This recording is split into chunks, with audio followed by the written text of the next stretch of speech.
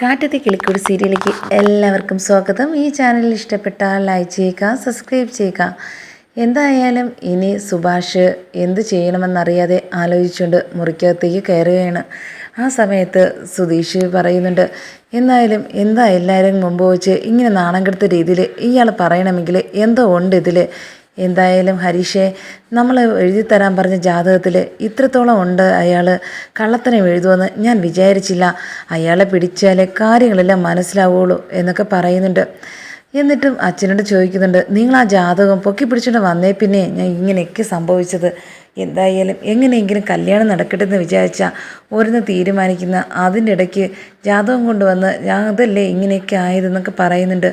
ഇത് കേട്ടതും പറയുക, നിങ്ങൾ കൊണ്ടുവച്ച ജാതകമായിരുന്നു ഞാൻ അറിഞ്ഞായിരുന്നോ? എന്തായാലും ഈ ഒരു ഗതികേട് എൻ്റെ മോന് സംഭവിച്ചല്ലോ. എല്ലാവരും മുമ്പ് വെച്ച് നാണം കെട്ട്, അതുമാത്രമല്ല അവൻ എന്തുമാത്രം വിഷമം കാണും എന്നൊക്കെ പറയുന്നുണ്ട്. ഇത് കേട്ടത് നിധി പറയുക, ആരെയും വിചാരിച്ചോ ഇങ്ങനെയൊക്കെ അയാൾ പറയുമെന്ന്? എനിക്കപ്പോഴേ തോന്നി ഇതിൽ എന്തോന്നോ ഉണ്ടെന്ന് അയാൾ പറഞ്ഞുകൊണ്ട് നിന്നപ്പോഴത്തേക്ക്. അല്ലാതെ വേറെ ആരെക്കുറിച്ചും പറയാതെ ഈ ജാതകത്തെ നോക്കി ഇത്രത്തോളം പറയണമെങ്കിൽ ആരെങ്കിലും പറയാതെ പറയില്ല എന്നൊക്കെ പറയുന്നുണ്ട് ഹരീഷിനടുത്ത്. അങ്ങനെ ഹരീഷ് തീരുമാനിക്കുന്നുണ്ട്, എന്തായാലും ആ ജോത്സ്യൻ്റെ അടുത്തൊന്ന് പോകണം. നമുക്ക് ഈ കള്ളജാതകം എഴുതി തന്ന ആളെടുത്ത് അയാൾ ഭീഷണിപ്പെടുത്തിയപ്പോഴേ വിചാരിച്ച് അയാൾക്ക് നമുക്കിട്ട് പണി തരുമെന്ന്. അതുതന്നെ നമുക്ക് തന്നിരിക്കുന്നത്. എന്തായാലും അയാളെ കണ്ട് രണ്ട് സംസാരം കൊടുക്കണം, അല്ലെങ്കിൽ നല്ല അടി എന്നെ കൊടുക്കണം അയാൾക്ക് എന്നൊക്കെ പറയുന്നുണ്ട്. ഇത് കേട്ടുകൊണ്ട്, എന്താ ഇവിടെ ബഹളം? കണ്ടോ, ഇതെല്ലാം ഇപ്പം മനസ്സിലായല്ലോ. നിങ്ങൾ കാരണം ഇതെല്ലാം മനസ്സിലാക്കാൻ പറ്റിയത്. ഞാൻ ജോലിക്ക് പോലും പോവാതെ ഇവിടെ എന്നെ വിളിച്ചുകൊണ്ട് വന്നിട്ട് കല്യാണം ആലോചിച്ചിട്ട് ഇപ്പം നടന്നത് എന്താണെന്നൊക്കെ മനസ്സിലായല്ലോ. ഇനി ഞാൻ ആർക്കും ഒരു ദ്രോഹവും ഞാൻ ചെയ്യില്ല, ഞാൻ തീരുമാനിച്ചിട്ടുണ്ട് എന്നൊക്കെ പറയുന്നുണ്ട്. നിധി ഇത് കേട്ട് പറയുക, എന്തായാലും സുഭാഷ് ഏട്ടാ, ഇതൊക്കെ ചുമ്മാ പറയുന്നതല്ലേ, ഇതൊക്കെ വിശ്വസിച്ചായിരുന്നോ? സുഭാഷ് ഏട്ടാ വിഷമിക്കണ്ട എന്നൊക്കെ പറയുന്നുണ്ട്. നികേഷും പറയുക, അത് തന്നെയാ, ഇതൊക്കെ ചുമ്മാ പറയുന്നതിലെ ജാതകത്തിൽ എന്തെങ്കിലും കാര്യമുണ്ടോ? ഇങ്ങനെ ജാതകം നോക്കിയിട്ടാണോ എല്ലാവരും കല്യാണം കഴിക്കുന്നത്, ഈ സ്നേഹിച്ച് പോകുന്നത്? അതുകൊണ്ട് ഇതിലൊന്നും കാര്യമില്ല. എങ്ങനെ ജീവിച്ചിരിക്കുന്നില്ല നമ്മൾ ജീവിച്ചിരിക്കുന്നതും അതുപോലെ തന്നെയാണ് ഇനി ജീവിക്കാൻ പോകുന്നവർക്കും ഒരു ദോഷവും ഇനി ഉണ്ടാകാൻ പാടില്ല. അതുകൊണ്ട് തന്നെയാണ് ഞാനൊരു തീരുമാനം എടുത്തിട്ടുണ്ടെന്ന് പറയുന്നുണ്ട്. എന്താ തീരുമാനം നിധി എന്ന് ചോദിക്കുന്നുണ്ട്. അങ്ങനെയൊന്നുമില്ല, നമ്മൾ ജീവിച്ചിരിക്കുമ്പോഴത്തോളം നല്ല സമാധാനത്തോടെ ജീവിക്കണം, അത് മാത്രമേ ആഗ്രഹമുള്ളൂ. എന്തായാലും ആർക്കും ഞാൻ കരുതി ഒരു ബുദ്ധിമുട്ടും ഇനി വരില്ല എന്നൊക്കെ പറഞ്ഞിട്ട് പോകുന്നുണ്ട്. ഇത് കേട്ടത് സങ്കടത്തോടെ നിധി പറയുന്നുണ്ട് സുധീഷിൻ്റെ അടുത്ത്, എന്തായാലും ഇത് നമ്മൾ പ്രതീക്ഷിച്ചിരുന്നില്ല. എന്തായാലും സുഭാഷിന് നല്ല വിഷമം തോന്നിയിട്ടുണ്ട്. എന്തായാലും നിങ്ങൾക്ക് ദോഷം വരുന്ന ഒന്നും ചെയ്യാത്ത ആളാണ്. പക്ഷേ ഇത് കേട്ടതും അയാളാണെങ്കിൽ എന്തെങ്കിലും കടുങ്കൈ ചെയ്യുമെന്ന് എനിക്ക് പേടി തോന്നുന്നത് എന്ന് പറയുന്നുണ്ട്. അങ്ങനെ അകത്ത് കയറി പോയിട്ട് സുഭാഷാണെങ്കിൽ ലെറ്റർ എഴുതി വെച്ചിരിക്കുന്നത് എന്ത് ചെയ്യണമെന്നറിയാതെ അവിടെ വെച്ചിരിക്കുകയെന്ന് വീണ്ടും ആലോചിച്ച് വായിച്ച് നോക്കുന്നുണ്ട്. ഇത് ഇവിടെ വെച്ചിട്ട് തന്നെ പോകണം, എന്തായാലും അവരറിയണം. ഞാനാണെങ്കിൽ ഇനി ഈ വീട്ടിൽ നിൽക്കാൻ ഒരിക്കലും പാടില്ല എന്നൊക്കെ പറഞ്ഞുകൊണ്ട് ചിന്തിച്ച് രാത്രിയായപ്പോഴത്തേക്കും സുഭാഷ് എഴുന്നേറ്റ് പോകുന്നുണ്ട്. അങ്ങനെ രാവിലെ എഴുന്നേറ്റ് എല്ലാവരും നോക്കുന്നുണ്ട് സുഭാഷിനെ. എന്നാൽ സുഭാഷ് ഒരിടവും ഇല്ല. നിധി വന്ന് പറയുക, അല്ലെങ്കിൽ അടുക്കളയിൽ രാവിലെ എഴുന്നേറ്റ് ചായയൊക്കെ ഇടുന്നതാ. ഇന്നായപ്പോഴത്തേക്കും സുഭാഷിൻ്റെ ഒരു അനക്കവും ഇല്ല. എന്താ പറ്റിയെന്ന് നോക്കിയിട്ട് എല്ലാവരും നോക്കുന്നുണ്ട്. ആ സമയത്ത് നികേഷ് പറയുന്നുണ്ട്, കണ്ടോ, ഒരു ലെറ്റർ ഇരിക്കുന്നു, സുഭാഷ് ഏട്ടൻ എഴുതി വെച്ചിരിക്കുന്നതാ. ഇനി ആർക്കും ഒരു വിഷമവും തരില്ല, ഞാൻ ആർക്കും ദ്രോഹവും ചെയ്യാതെ ഞാൻ ഇവിടുന്ന് പോവാന്ന് പറഞ്ഞിട്ട്. എന്താ ഈ സുഭാഷിട്ടൻ കാണിച്ചിരിക്കുന്നത്? എന്താ ഇങ്ങനെയൊക്കെ ആവുന്നതെന്ന് എനിക്കൊന്നും പിടി കിട്ടുന്നില്ല. സുഭാഷേട്ടൻ ഇത്രത്തോളം വിഷമമുണ്ടെന്ന് നമ്മൾ അറിഞ്ഞിരുന്നോ ഇന്നലെയൊക്കെ? പക്ഷേ എന്തായാലും ഇത് ഇപ്പോൾ ഇങ്ങനെയൊക്കെ ആവുമെന്ന് ഞാൻ ഒരിക്കലും പ്രതീക്ഷിച്ചില്ല.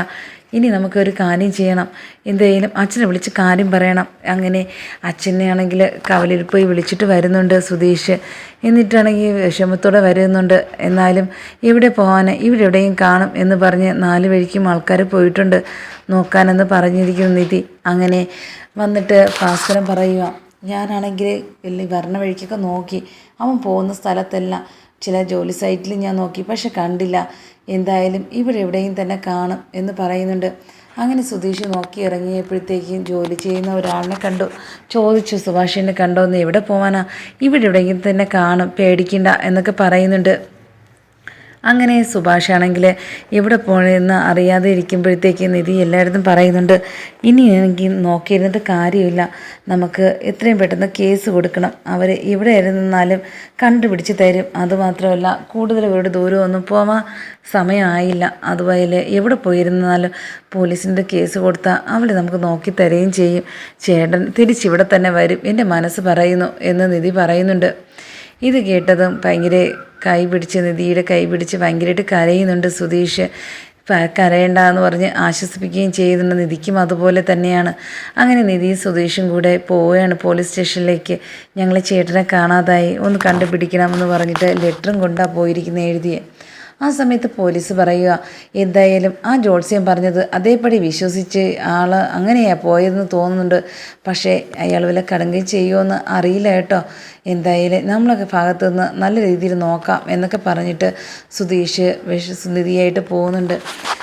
അങ്ങനെ വീണ്ടും സുധീഷ് നോക്കിപ്പോകുമ്പോഴത്തേക്കും അവിടെ ജോലി സൈറ്റിലെ ആളെ കാണുന്നുണ്ട്. കണ്ടിട്ട് പറയുന്നുണ്ട്, ചേട്ടനെ കാണാനില്ല, എല്ലാവരും ഭയങ്കര വിഷമത്തിലാണ് എന്നൊക്കെ. അങ്ങനെയാണെങ്കിൽ അയാൾ പറയുന്നുണ്ട്, ഇത് ഞങ്ങളുടെ അടുത്താണ് വന്നത്, ഒരിടത്തുണ്ട്, അവൻ സുരക്ഷിതനാ എന്നൊക്കെ പറയുന്നുണ്ട്. വേറെ പേടിക്കേണ്ട ആവശ്യമൊന്നുമില്ല എന്ന് സുധീഷിൻ്റെ അടുത്ത് പറയുന്നുണ്ട്. അങ്ങനെ അത് കേട്ടിട്ട് ഉടനെ തന്നെ സുധീഷിനെയും കൂട്ടി പോവുകയാണ്. നിൽക്കുന്നത് ചാന്ദിനി താമസിക്കുന്ന സ്ഥലത്താണ്. പോയപ്പോഴത്തേക്ക് സുധീഷ് ചാന്ദിനി ഭക്ഷണമൊക്കെ കഴിക്കാൻ വേണ്ടി കൊടുത്തിട്ട് അങ്ങനെ നിൽക്കുകയായിരുന്നു. ആ സമയത്ത് സുധീഷ് ചോദിക്കുകയാണ്, ഞങ്ങളാണെങ്കിൽ ഇത്രത്തോളം വളർത്തി വലുതാക്കി, ഞങ്ങൾ ഇത്രത്തോളം ഉണ്ടായിരുന്നിട്ടും ഞങ്ങളെല്ലാവരെയും വിട്ടിട്ട് പോകാൻ തോന്നിയില്ലേ, ഞങ്ങളാണെങ്കിൽ അത്രയ്ക്ക് അന്യരായി പോയോ നിങ്ങൾക്ക് എന്നൊക്കെ ചോദിക്കുന്നുണ്ട്. സുഭാഷ് ചേട്ടനാണെങ്കിൽ ഒന്നും മിണ്ടാതെ നിന്ന് അവൻ്റെ അടുത്ത് ചോദിക്കുന്നുണ്ട്, സുധീഷിൻ്റെ അടുത്ത്. എന്തായാലും ഞാനായിട്ടല്ലേ ഇതെല്ലാം പ്രശ്നം, ഏതെങ്കിലും ഒരു ജോത്സ്യൻ ഇങ്ങനെയൊക്കെ പറഞ്ഞെന്ന് പറഞ്ഞ് ഇങ്ങനെയാണോ പോവേണ്ടത്, ഞങ്ങളെയൊക്കെ വിട്ടിട്ട് പോവാൻ എന്നൊക്കെ പറഞ്ഞിട്ട് കരയുന്നുണ്ട്. ഇത് കേട്ടിട്ട് സുഭാഷിന് സങ്കടം തോന്നുകയും ചെയ്യുന്നുണ്ട്. അങ്ങനെ എല്ലാവരെയും വിളിച്ച് പറയുന്നുണ്ട്. സുധീഷ് ചേട്ടനാണെങ്കിൽ ഉണ്ട്, ചാന്ദിനിയിൽ ഇവിടെ താമസിക്കുന്ന സ്ഥലത്ത് ഉണ്ടായിരുന്നു, ഞാൻ കണ്ടു എന്നൊക്കെ പറയുകയായിരുന്നു. അങ്ങനെയാണെങ്കിൽ എല്ലാവരുമായിട്ട് നികേഷും ഹരീഷൊക്കെ വന്ന് കൂട്ടിക്കൊണ്ട് പോവുകയും ചെയ്യുന്നുണ്ട്. അങ്ങനെ വീട്ടിൽ വന്നപ്പോഴത്തേക്കും ഭാസ്കരനാണെങ്കിൽ പറയുക, നീ ആണെങ്കിൽ ആരെങ്കിലും വാക്ക് കിട്ടിയിട്ട് ആരെങ്കിലും എന്തെങ്കിലും പറയണ കേട്ടെന്ന് പറഞ്ഞ് നീ ഇങ്ങനെ പോകേണ്ട കാര്യം എന്താണെന്ന് പറഞ്ഞിട്ട് ഒരടി കൊടുക്കുന്നുണ്ട്. എന്നിട്ട് പറയുക, നിൻ്റെ അമ്മേനെ കൊന്നത് ഞാനാണെന്ന് നാട്ടുകാർ മൊത്തം പറയുന്നുണ്ട്, പക്ഷേ അത് ഞാൻ ചെയ്തതല്ലാന്ന് എനിക്കറിയാം, ആരെങ്കിലും എന്തെങ്കിലും പറയുന്നത് കേട്ടിട്ട് നീ എന്തിനാണ് ഇവിടുന്ന് പോയത് എന്നൊക്കെ ചോദിച്ചിട്ട് സങ്കടപ്പെട്ട് ഇരിക്കുക എല്ലാവരും. എന്നിട്ട് പറയുക, ആരൊക്കെ എന്ത് പറഞ്ഞെന്നാലും നമ്മളുണ്ട് നിൻ്റെ കൂടെ, അതുകൊണ്ട് നീ വിഷമിക്കേണ്ട കാര്യമില്ല, അതാരോ എന്തോ എന്ന് പറഞ്ഞെന്ന് പറഞ്ഞാൽ എല്ലാം ജാതകത്തിൽ നടക്കും പോലെയാണോ നടക്കുന്നത്, അതുകൊണ്ട് വിഷമിക്കണ്ട എന്നൊക്കെ പറയുന്നുണ്ട്. നിധി പറയുക, എന്തായാലും ഇങ്ങനെയൊക്കെ ചെയ്യേണ്ട കാര്യമില്ല, ഞങ്ങളാണെങ്കിൽ ഒരുപാട് പേടിച്ച് പോയി, കേസ് വരെ കൊടുക്കാൻ പോയായിരുന്നു, കാണാനില്ല എന്ന് പറഞ്ഞിട്ട്. ആ സമയത്ത് സുധീഷ് പറയുക, ഞാൻ പോയപ്പം ചാന്ദിനിയാണെങ്കിൽ ഭക്ഷണം വിളമ്പി കൊടുത്തുകൊണ്ടിരിക്കുകയായിരുന്നു, എന്തായാലും അവിടെ തന്നെയാണ് പോയത് അതുകൊണ്ട് പേടിക്കേണ്ട കാര്യമൊന്നുമില്ല എന്നൊക്കെ പറയുന്നുണ്ടായിരുന്നു സുധീഷ്. ഈ സമയത്ത് എല്ലാവരും വിഷമത്തോടെ ഇരുന്ന് വീണ്ടും ഭക്ഷണം കഴിക്കാൻ വേണ്ടി ഇരിക്കുകയാണ്. എന്തായാലും കണ്ടപ്പോഴായിപ്പം സന്തോഷമായത് ഞങ്ങളാണെങ്കിൽ 4 വഴിക്ക് ഓട്ടമായിരുന്നു ചേട്ടനെ അന്വേഷിച്ചിട്ട്. എന്തായാലും ഇനി ഇങ്ങനത്തെ മണ്ടത്തരങ്ങളൊന്നും കാണിക്കരുത്, ആരൊക്കെ എന്തൊക്കെയോ പറയട്ടെ, ഞങ്ങൾക്ക് ഞങ്ങളുടെ ചേട്ടനെ വിശ്വാസമാണ്, ഞങ്ങൾക്ക് നല്ലത് മാത്രമേ ചെയ്തിട്ടുള്ളൂ, എന്തായാലും ഇനി ഇങ്ങനത്തെ ഒരു